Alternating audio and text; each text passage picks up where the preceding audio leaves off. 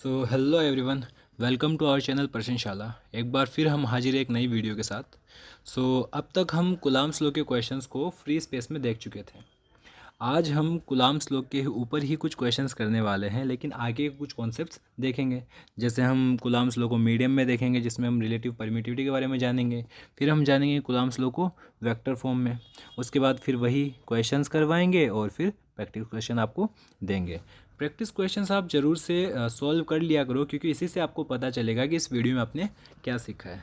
तो सबसे पहले हम बात करते हैं रिलेटिव परमिटिविटी की। देखो, अगर मैं कूलाम्स का फॉर्मूला लिखूं तो F is equal to 1/4 pi epsilon not Q1 Q2 upon R square. ये कूलाम्स लॉ का फॉर्मूला होता है। ये आपके फ्री स्पेस में कूलाम्स लॉ का फॉर्मूला होता है। अगर रिलेटिव परमिटिविटी बात करें तो रिलेटिव परमिटिविटी को एप्सिलॉन आर से लिखा जाता है, या फिर इसी को हम स्मॉल के से भी लिखते हैं। इसे हम डाइलेक्ट्रिक कांस्टेंट भी बोलते हैं। ठीक है। एप्सिलॉन आर जो होता है वो कैसे डिफाइंड होता है? तो एप्सिलॉन आर जो होता है ना, वो डिफाइंड होता है फोर्स इन फ्री स्पेस या vacuum divided by force in medium. ये होता है एप्सिलॉन आर का फॉर्मूला। क्योंकि ये क्वेश्चंस की सीरीज़ है तो मैं हर बार आपको बोलता हूँ कि मैं आपको फॉर्मूला लिखाऊंगा और उस फॉर्मूला को अप्लाई करना सिखाऊंगा। तो देखो, यहाँ एप्सिलॉन आर दे रखा है, एफ एम दे रखा है। इसको यहाँ ला करके मैं एफ एम का फॉर्मूला भी बना सकता हूँ। इसको साफ सही लिख देते पहले। ठीक है, एफ एम का फॉर्मूला भी लिख सकता हूँ। एफ एम यानी फोर्स इन मीडियम। तो ये हो जाएगा F not upon epsilon R. इसको ध्यान से देखेंगे तो आपको एक चीज़ पता चलेगी कि ये जो फोर्स है ये एप्सिलॉन आर पर डिपेंड कर रहा है। एप्सिलॉन आर के बढ़ने से फोर्स डिक्रीज़ होता है। ठीक है। मीडियम का कुछ ना कुछ एप्सिलॉन आर होता है, इस वजह से फोर्स हमेशा मीडियम में कम आता है। ठीक है। एक ये भी बात हम कह सकते हैं कि एप्सिलॉन आर जो होता है ये वो फैक्टर होता है जिस फैक्टर से मीडियम में, जैसे किसी मीडियम में Q1 और Q2 रखा है तो इनके बीच में जो फोर्स लग रहा है वो डिक्रीज जिस फैक्टर से हो जाता है उसको भी अपन डाइलेक्ट्रिक कांस्टेंट बोलते हैं। ठीक है। ठीक है, मैं इसे हटा देता हूँ। उसके बाद अपन क्वेश्चंस करते हैं डायरेक्टली। क्वेश्चन देखते हैं डाइलेक्ट्रिक कांस्टेंट का। क्वेश्चन देखो क्या दे रखा है। क्वेश्चन दिया है कि if the electrostatic force between 2 point charges in free space में 240 न्यूटन फोर्स दे रखा है, then what will be the value of force between them in water. Water में फोर्स कितना होगा? वाटर मतलब मीडियम ले आए, तो वाटर में जो फोर्स होगा वो कितना होगा अपन को ये पता करना है। तो देखो, फोर्स इन फ्री स्पेस जो दे रखा है वो दे रखा है 240 न्यूटन। नाउ वो क्या कह रहा है, फोर्स इन वाटर कितना होगा? तो force in water question mark. तो अपन फॉर्मूला जानते हैं, force in medium is equal to force free space divided by epsilon R. या इस एप्सिलॉन आर को के भी बोलते हैं, मैंने कहा था डाइलेक्ट्रिक कांस्टेंट। तो के की वैल्यू यहाँ दे रखी है, तो अपन एप्सिलॉन आर की जगह के भी लिख सकते हैं। तो F is equal to F not by K. ठीक है, आगे और सॉल्व करते हैं। तो एफ इज इक्वल टू, ये वाटर वाला है, एफ नोट कितना दे रखा है 240 न्यूटन। तो यहाँ आ जाएगा 240 डिवाइडेड बाय के की वैल्यू क्वेश्चन में दे रखी है 80। तो के की वैल्यू दे रखी है 80, यहाँ लिख देंगे अपन 80। 0 से 0 कैंसिल, 8 3 ज़ा 24। तो फोर्स जो वाटर में आ जाएगा वो आएगा 3 न्यूटन। इस क्वेश्चन से भी आप ये बात समझ सकते हो कि मीडियम की प्रेजेंस में फोर्स डिक्रीज हो जाता है। देखो, पहले 240 न्यूटन था, अभी 3 न्यूटन हो गया। आई होप आपको ये समझ में आ गया होगा क्वेश्चन। इसके ऊपर बेस्ड आपके लिए एक होमवर्क भी है, वो आप कर लेना। यही आपका होमवर्क है शायद, देख लेता हूँ मैं। मीडियम फोर्स बिकम्स, हाँ ये आपका होमवर्क है, ये आपको खुद से करना है। ठीक है, मैं यहाँ लिख देता हूँ। ये आपका प्रैक्टिस क्वेश्चन जो मैं बोल रहा था ये वो वाला है। ठीक है, आगे देखते हैं। डाइलेक्ट्रिक कांस्टेंट पे मैंने एक क्वेश्चन आपको करवाया है। क्वेश्चन में आपको होमवर्क के फॉर्म में दे दिया है प्रैक्टिस करने के लिए। ठीक है, जैसा कि मैंने आपको स्टार्टिंग में ही बोला था कि ये एक questions, different type of questions कैसे पूछे जा सकते हैं, ये आपको सिर्फ वो एक्सप्लेन करने के लिए है। आप प्रैक्टिस और जगह से कर सकते हैं, और अगर आपको सोर्सेस नहीं मिलते हैं तो आप मुझे बोल सकते हैं। मैं आपको वीडियोज़ के फॉर्म में बहुत सारे क्वेश्चंस डाल करके दे दिया करूँगा जिसमें सोल्यूशन नहीं होंगे। अगर आपको सोल्यूशन भी नहीं मिलता है तो मैं उसके सोल्यूशन आपको उसके बाद बना करके दे दिया करूँगा, लेकिन आप मुझे कमेंट सेक्शन में ये ज़रूर बताएंगे, तभी मैं कर पाऊँगा। ठीक है, अब बात करते हैं coulombs law in vector form. देखो, फोर्स जो होता है ना, force is a vector quantity, और वेक्टर क्वांटिटी वो होती है जिसमें मैग्नीट्यूड भी होता है और डायरेक्शन भी होती है, ठीक है। तो और कूलम्ब्स लॉ फोर्स के बारे में बताता है, तो इसीलिए हम कूलम्ब्स लॉ को वेक्टर फॉर्म में पढ़ रहे हैं। ये बात समझ में आई? ठीक है, देख लेते हैं। अब तक जो हम कूलम्ब्स लॉ का फॉर्मूला पढ़ रहे थे वो पढ़ रहे थे F is equal to K Q1 Q2 upon R square. Actual में ये अपन मैग्नीट्यूड निकाल रहे थे, और जो डायरेक्शन निकाल रहे थे वो अपन बुद्धि से निकाल रहे थे। कह सकते हैं कि पॉजिटिव पॉजिटिव रिपेल करेगा तो डायरेक्शन क्या होगी, दोनों एक दूसरे से 180 डिग्री पर एक दूसरे पर फोर्स लगाएंगे, पॉजिटिव नेगेटिव अट्रैक्ट करेगा ऐसे। तो ये बुद्धि से अपन डायरेक्शन निकाल रहे थे। लेकिन जब कूलम्ब्स लॉ की वेक्टर फॉर्म की बात आती है, तो वेक्टर फॉर्म के अंदर हम फोर्स को वेक्टर फॉर्म में लिखते हैं ऐसे। तो इसके अंदर मैग्नीट्यूड भी आएगा, जैसे के Q1 Q2 अपॉन आर, जैसे F फोर्स। इसको मैं और सही से समझाता हूँ। देखो देखो मेरी बात को समझो, थोड़ा सा समझा ही देता हूँ। वैसे तो फॉर्मूला लिख रहा था मैं, डायरेक्टली समझा ही देता हूँ। जैसे मान लेते हैं कि अपने पास एक Q1 चार्ज है, एक Q2 चार्ज है, ठीक है। ये Q1 है, Q2 है। मेरे को Q2 पर फोर्स देखना है Q1 की वजह से। तो दोनों पॉजिटिव चार्ज अगर हैं तो Q1 जो है Q2 पर इस तरफ फोर्स लगाएगा, रिपेल करेगा, तो फोर्स इस तरफ लगेगा। फोर्स लग रहा है किस पर, 2 पर, ड्यू टू 1। ये वेक्टर फॉर्म में मैंने फोर्स को लिखा। अब इसका जो फॉर्मूला बनेगा वो क्या बनेगा, देखना। Force on 2 due to 1, vector form में लिख रहा हूँ मैं, इज इक्वल टू 1 अपॉन, इसको के लिख देते हैं, के Q1 Q2 अपॉन R21 का मैग्नीट्यूड का स्क्वायर इंटू R21 कैप। इसे यूनिट वेक्टर कहते हैं, जो डायरेक्शन की इंफॉर्मेशन देता है। यूनिट वेक्टर के बारे में आप 11th क्लास से जानते हैं कि R21 वेक्टर जो होता है वो होता है R21 डिवाइडेड बाय R21 का मैग्नीट्यूड। तो ये जो वैल्यू मैंने अभी लिखी है यहाँ पे,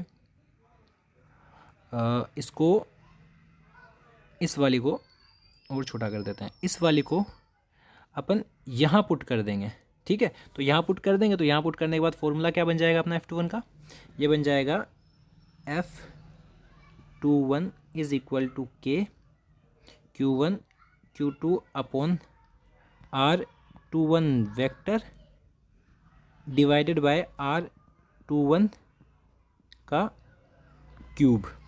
ये अपना फाइनल फॉर्मूला वेक्टर फॉर्म में आ जाएगा, ठीक। अच्छा, ऊपर देखते हैं। अपन ने Q1 की वजह से Q2 पर फोर्स देखा है, उल्टा भी तो हो सकता है, इस Q2 की वजह से Q1 पर फोर्स।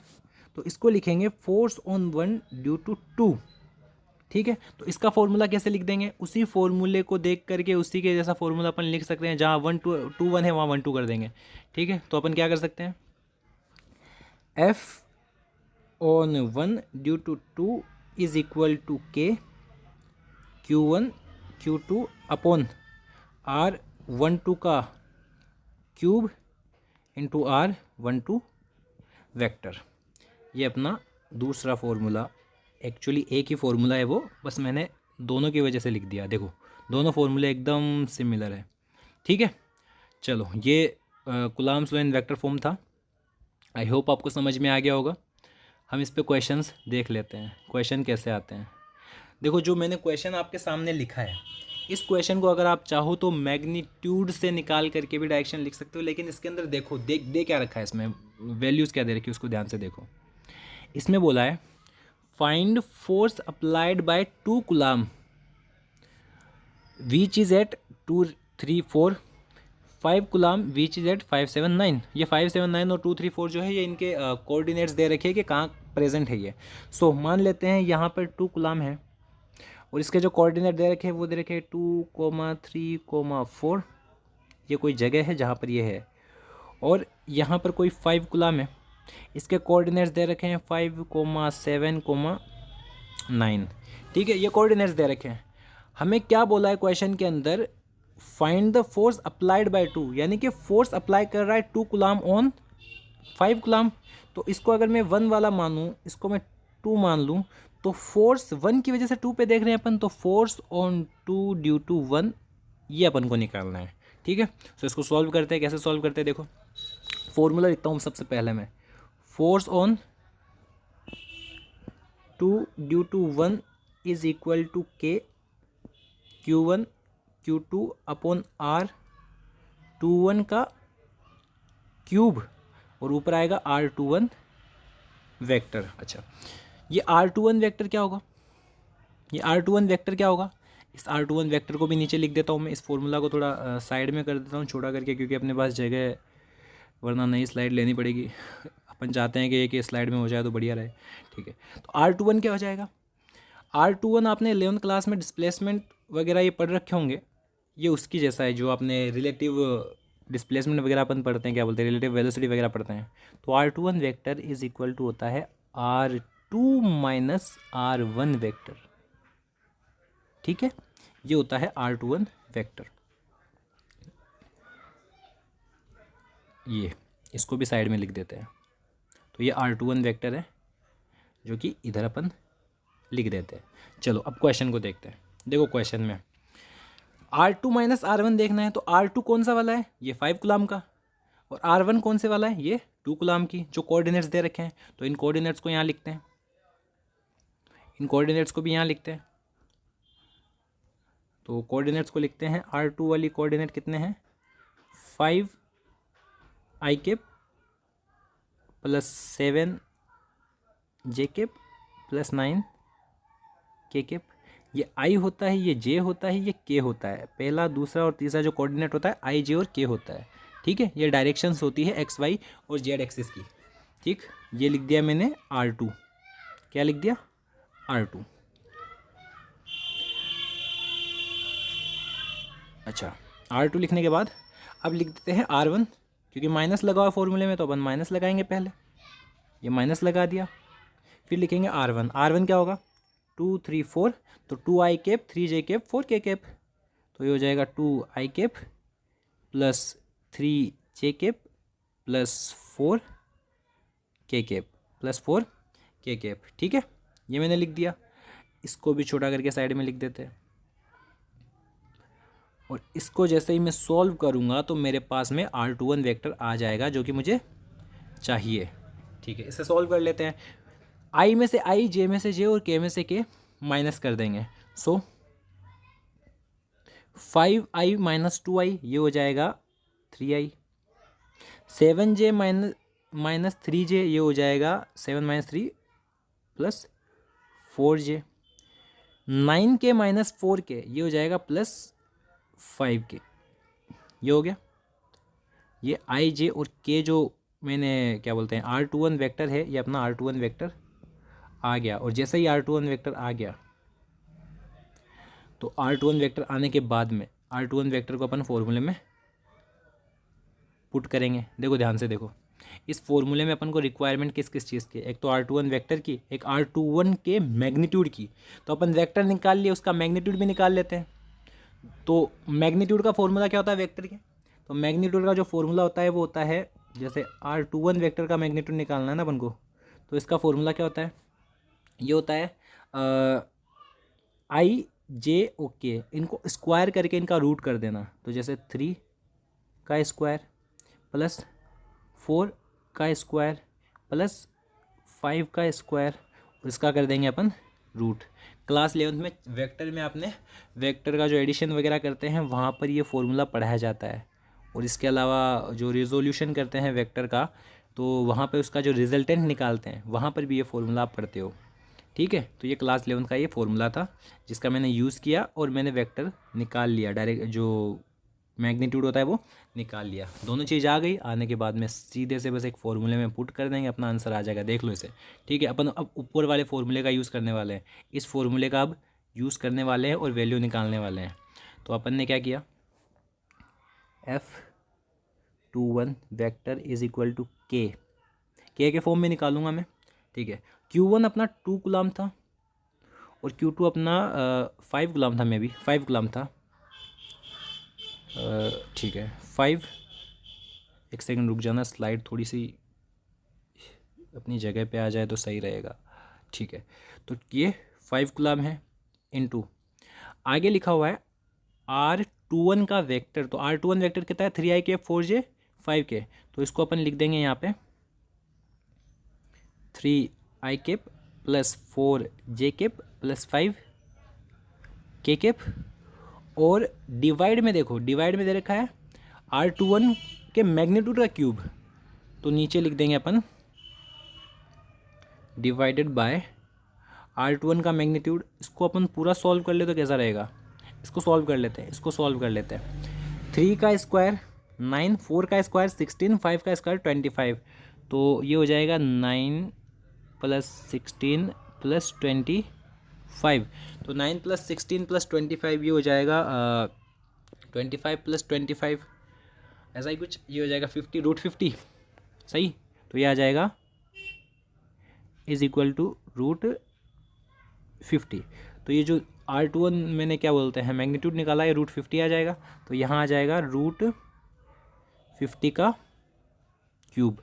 अब इसे सॉल्व करना लास्ट टास्क है, आंसर अपना आ चुका है, तो F21 vector is equal to 10k 3i cap plus 4j cap plus 5k cap divided by 50 की पावर 3/2, क्योंकि रूट था ना, ठीक है। इसको आगे सॉल्व कर लेंगे, आंसर आ जाएगा। सो आपको तरीका समझ में आया होगा, उस तरीके को आप पहले देख लो, सोल्व आप कर लेना, अपन वीडियो ज़्यादा लंबी नहीं करेंगे, तो एक बार देख लो। देखो सबसे पहले मैंने क्या किया, बस इसमें आप ये चीज़ याद रखना कि R21 कैसे निकाला जाता है और R21 का ये मैग्नीट्यूड कैसे निकाला जाता है। अगर आप ये दो चीज़ें निकाल पाते हो तो आप इजीली इस क्वेश्चन को कर लोगे, ठीक है।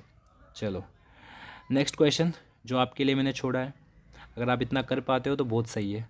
देखो, find force on -3 coulomb charge at 2,0,5 due to 4 coulomb charge which is at 544।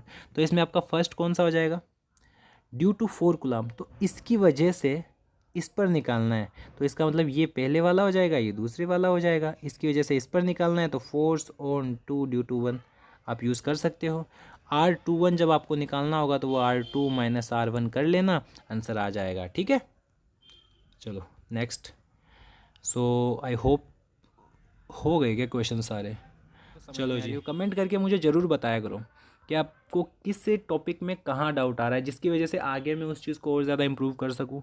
और हो सकता है कि मेरे से कभी कुछ लिखने में गलती हो जाए या कभी बोलने में गलती हो जाए, तो वो चीज़ भी आप ज़रूर मेरे को कमेंट में बता दिया करो, जिसकी वजह से मुझे पता रहे और दूसरों तक मैं गलत इन्फॉर्मेशन ना पहुँचा पाऊँ।